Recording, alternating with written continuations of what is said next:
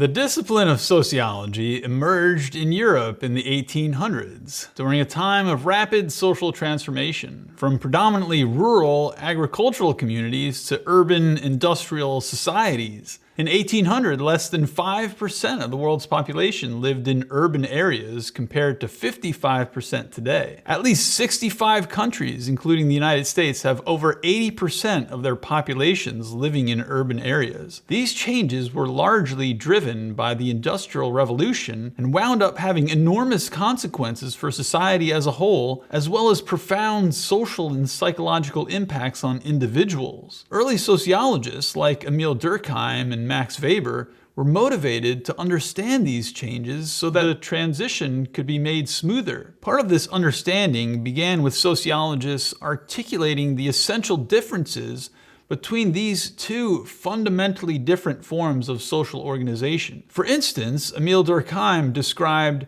organic and mechanical solidarity, while Ferdinand Tönnies distinguished between Gemeinschaft and Gesellschaft. In this video, I want to focus on the latter, as I've always found them fascinating ever since I learned about them in college. The concepts of Gemeinschaft and Gesellschaft were formulated most clearly in Tönnies' 1887 book, Gemeinschaft und Gesellschaft. Let's start with Gemeinschaft, which is the German word for community. Think about small towns in rural areas where relationships are personal and long-lasting. In a Gemeinschaft, individuals typically share a common culture, values, and often a strong sense of group identity or groupness. On the other hand, Gesellschaft, which is the German word for society, is a more recent historical development. Here we're talking about urban areas characterized by more formal contractual relationships that are based on self-interest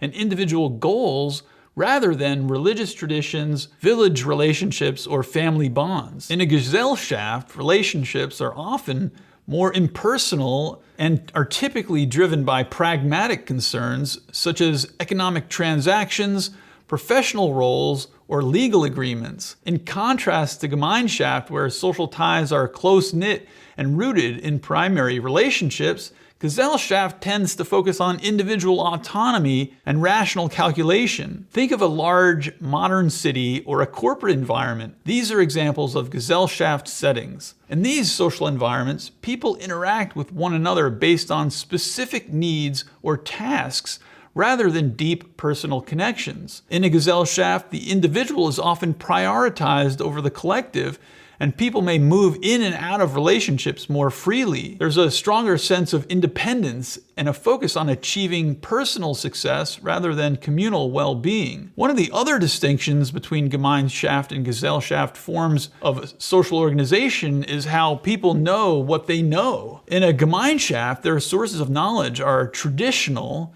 in particular religious sources of knowledge, whereas in a Gesellschaft we have the scientific method. Members of a Gemeinschaft believe what they believe because that's what people in their community have believed for as far back as they can remember. In contrast, in a Gesellschaft, its inhabitants don't necessarily believe things just because their ancestors believed them, but only if there is empirical evidence to support their existence. One specific example of this is that whereas most people in a Gemeinschaft tend to be more religious and may see the world as inhabited by supernatural forces who live on the tops of mountains, deep in the forests, whereas the cause of thunder or an erupting volcano. In modern society, we have a scientific explanation for these things. Some say that science has disenchanted the world. One of the other major differences is in how people construct their identities. In a Gemeinschaft, people are more inclined to see themselves as having a group-based identity, whether based on their family,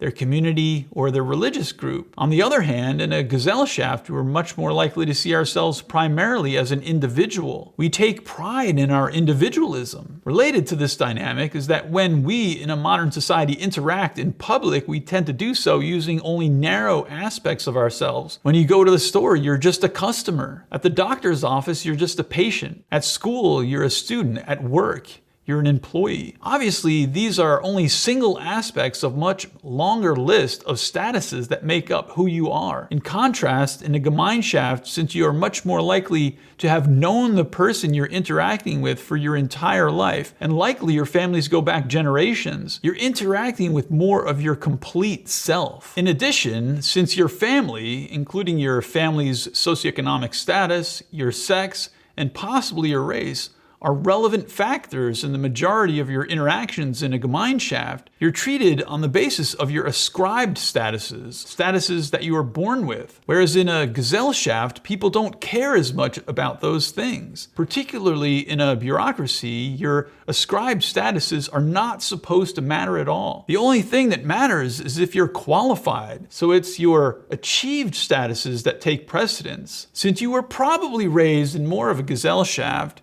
you're likely to be used to believing in science, being evaluated on the basis of your achieved statuses, interacting with others using only segments of yourself, and valuing your individualism. And all this seems quite normal, but what if you grew up in a small agricultural village where everybody knew everybody, and everybody adhered to the same norms, and then one day you found yourself in a big, dirty, congested city with strangers everywhere, some with radically different backgrounds and cultures, where no one knew who you were or even cared? How would that make you feel? You'd probably want to go back to your village, but you probably couldn't, since it wasn't economically viable. So you make the best of your new situation and hope some sociologist comes along to look at the big picture and understand the deeper social and psychological issues that are taking place and figure out how to meaningfully address the problems associated with such massive and rapid social transformation. Of course, these days, it's not exactly true that we live entirely within a Gesellschaft. Thankfully, we have specific settings and social groupings such as our families, our friend groups,